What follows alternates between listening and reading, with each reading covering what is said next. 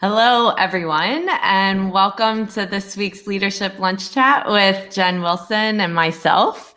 We're happy to be with you today. So, lots on our minds that we want to talk about from the past week. So, Jen, do you want to start? I want to make sure we have time for where we left off last time. Okay. So I think that's where we should start. And there was some stuff on your mind related to diversity and inclusion, I think, that you wanted to make sure we definitely talked about. So let's start there, and then we can talk about other things that happened this week. Yeah. So we left off last week talking about diversity and inclusion and just kind of the conversation, which is awesome, that has began. But I think there is a lot of stagnation in this area as well, of not knowing what to do. And the conversation is really good to get started with. But I think it's really important that, just like a business plan for services and things like that, that we are also thinking about what are the actions that we need to take. So I know last week, Jen, you talked about, the learning and research we can do on ourselves. One of the things that I suggest to people, and actually did a great podcast with a woman last week that I just launched on Tuesday from Raymond James. Her name's Corliss Taylor. And she was talking about that the first question is, how can I help? And so there's the things that that we can do as far as research ourselves, but then it's like, what is the outreach, so we can even figure out what is the data, the research, all the things that we need to do in order to start moving the conversation forward. And we have to be okay with taking that first action of, how can I help? So, your thoughts on that? Yeah, I mean, I agree. I have been asking people, how can I help? Or how can I use my platform to help? Or that sort of thing. And I haven't gotten a lot of prescriptive requests, or like, here is the very specific thing that you could do for me. I haven't gotten that, much of that anyway. I have been encouraged to do a few things, but not really specifically. So I think, how can I help is a great question. I also think, like, organizationally, if I were thinking about an institution, a firm or organization, besides working on myself, working on education, I think we also, like you said, have to have a strategy. We need a strategic plan. And that sounds like a big undertaking, but it could be the back of a napkin, so I'm not talking about it just needs to be like, what is our core objective or mission with this, which is to increase our diversity. How will we measure that? And then what will our strategies be? I encourage one strategy to be education. You're talking about another one, which is a communication strategy, like a listening tour. You also said last week, form a committee. Or get people, a diverse group of people together to work on what they think the strategic plan should be and what they think the strategy should be. I think that's super critical.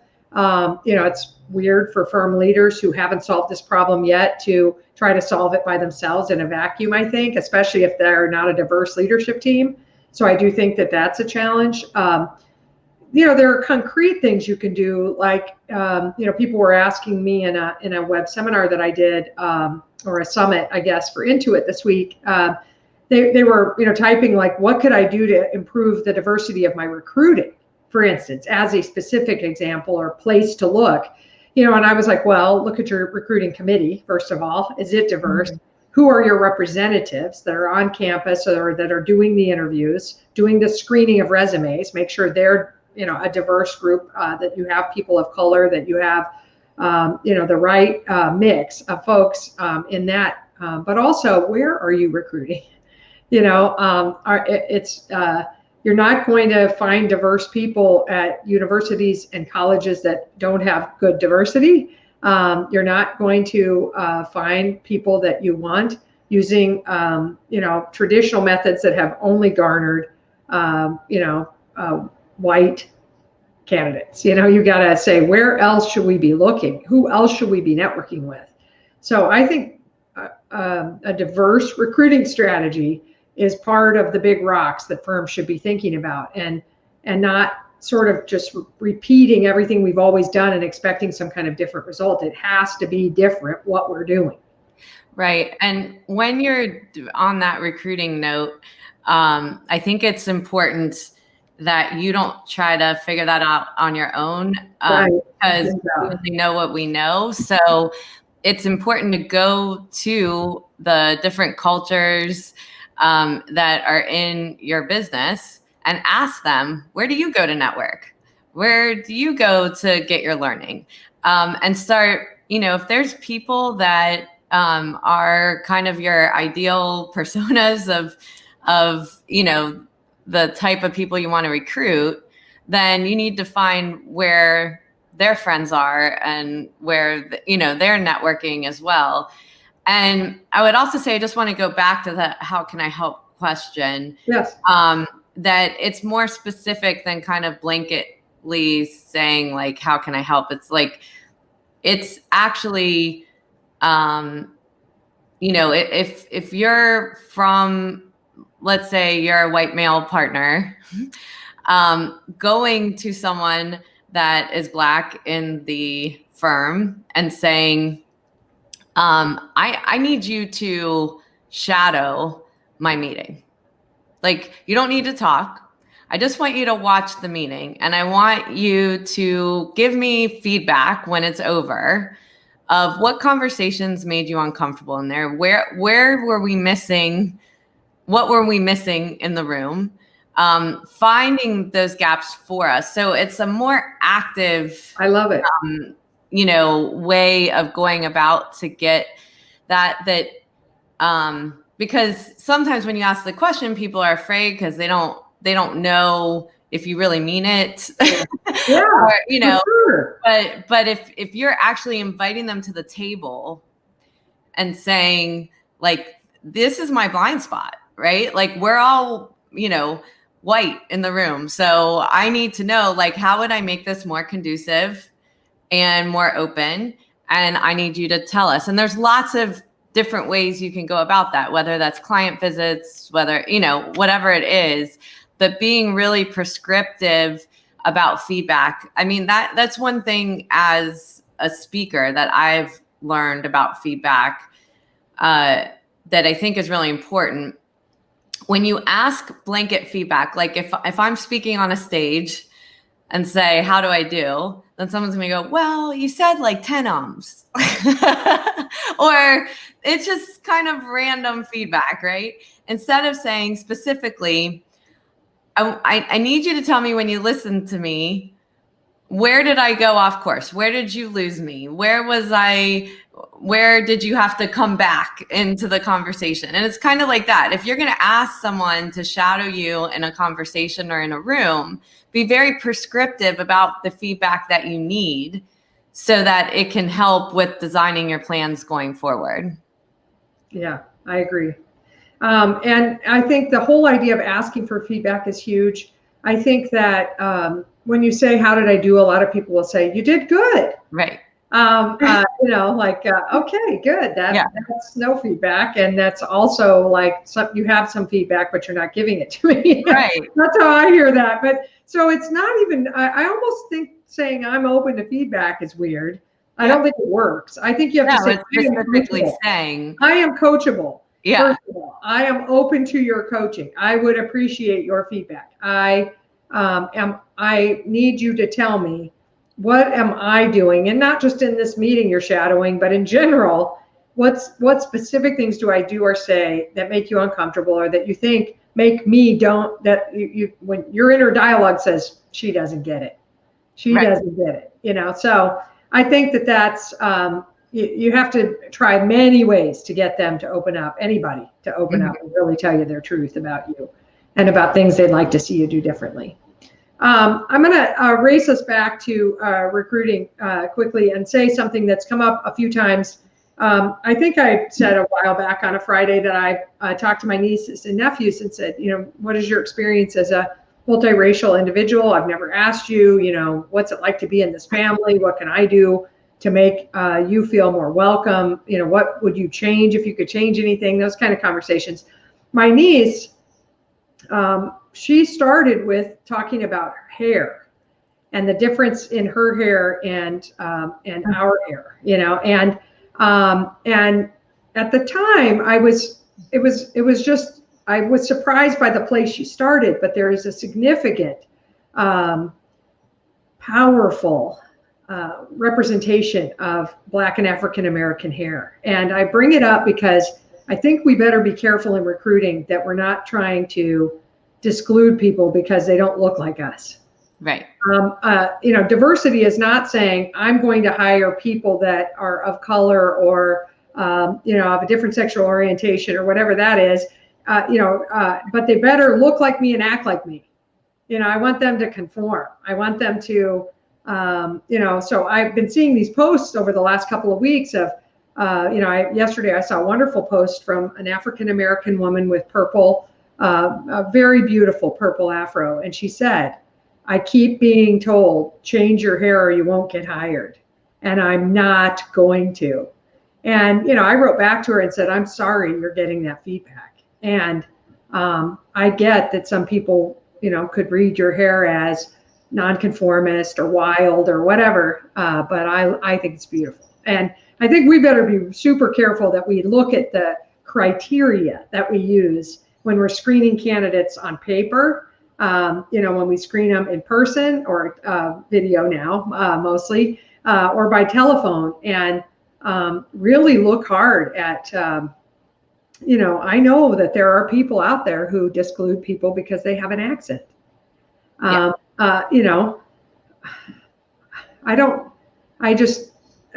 Because someone has an accent doesn't mean that they're not bright and capable and able to do the job. And also to appeal to others who are like them and to make our entire community better because of their diverse way of thinking and being. So anyway, I just think that we have to pay a lot of attention to those blind spots that we have in hiring that are just part of the norm or whatever. They're the way we do it today. We don't even know we're doing it. And a lot of those rules, the way people dress, even like in this pandemic, people are more casual. You're going to interview somebody. It's going to be weird if they showed up in a suit and tie, I think. I would, it would freak me out on Zoom if you popped in a suit for me.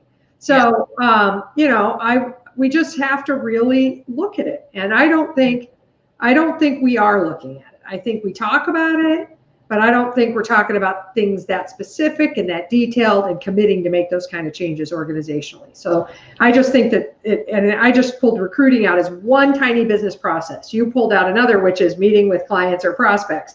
How many business processes do we have all that bias built into, and what are we going to do about it? And how can we start working them? Well, and I would go kind of maybe one level back as well as, the recruiting pool of people. If I don't have accountants in my family or financial advisors or real estate agents or whatever, I don't know that that's a career. And I do think some actions can be that you are going into high schools and actually giving summer internships and rotations and starting to give people the perspective of what these careers are. Yes. That, you can't just say, oh, there's not enough candidates. It's like, well, we do something about it. Yes. And part of doing it is being proactive. Yeah. Well, and I have a client in New York, and they go into all sorts of different boroughs and neighborhoods, and they adopt schools at the elementary school level. And accountants and consultants go in there and spend time with those kids, and they draw pictures together, and they talk about what they do for a living, and they're seeding the garden, at the earliest age, which I think is brilliant. Forever, I've been talking to CPA FMA, the CPA firm administrators folks, the firm administrators and HR people in our profession. I've been talking to them for, my entire life with them about recognizing our responsibility for getting high school students interested in the profession and interested in local firms too. Because when they go to college, they may end up picking the accounting major, but they don't think about staying home, or they don't know enough about the small local firm. So having, outside the pandemic, having like tours of the office, that they offer to the business classes, and going in and speaking to the business classes or speaking to the non-business classes who haven't thought about a business major, going in, talking to the other classes that aren't in the business wing. But thinking I'm responsible for creating accountants at the high school level or at the elementary school level or middle school level. I think that's our job. I think we have to create that, the vision that's possible, and that will get these folks on our career path, maybe. Yeah, for sure. So I know with the remainder of our time, I know you wanted to talk about remote work or anywhere work. Anywhere. Well, just briefly. So, I'm a massive proponent of anytime, anywhere work and have been talking about it for 1,000 years. It's certainly getting its focus now in the pandemic, but firms are starting to try to limit it. And they're like, okay, so here's what remote work is. Remote work is you work at the clients, you work at our office, or you work at your house and nowhere else ever. And I'm like, what? Really? So I've been having these conversations with firms to say, if you tell your people they can't work anywhere else, then either they won't, and they won't fit work in the places where it needs to be fit because their lives are full and they've got really weird non-traditional schedules right now, or they're going to sneak around and they're not going to know what the safety and privacy things that they need to be doing are, and they're going to work from other places because they have to. So I've used a couple of examples, and one is, okay, you don't want me to work from anywhere but my home or the office or the client. But what if my sister runs into a childcare jam and I go over and watch her kids for 2 hours and they're taking a nap and I have my laptop? Can I work from her house? Yeah. Or, and this one's harder. Some people jump right on me on this one, but I have a kid in swim team and she has to be at practice at 4:30 and it's socially distant, 4:30 p.m. So it's still happening, these swim practices. But my kid gets in a pool and she swims a lane for 2 hours, 90 minutes, and never talks to me, doesn't look at me, doesn't care if I look at her. I'm sitting on hard cement bleachers, and boy, I could work. I could put that 2 hours to work. But you're telling me I can't? Right. That's nuts. And so we aren't getting anytime, anywhere work if we're saying things like only at home, only the office, only at the clients. On a road trip, I almost always work the entire drive to the place, wherever that is. Now, I'm not driving, by the way, my husband, my kids, but I will work. I could get 6 hours in an 8-hour trip. And why would anyone limit that? And so I think firms need to really let go of that old way of thinking. It's a little bit like, okay, I'll come along to remote work, but I'm going to keep all my paradigms in place. Sorry, that's not it. Well, and I think part of it is in firm process and technology to make that effective. Sure. So if you've got the right practice management tools where you can check out work, it's project based.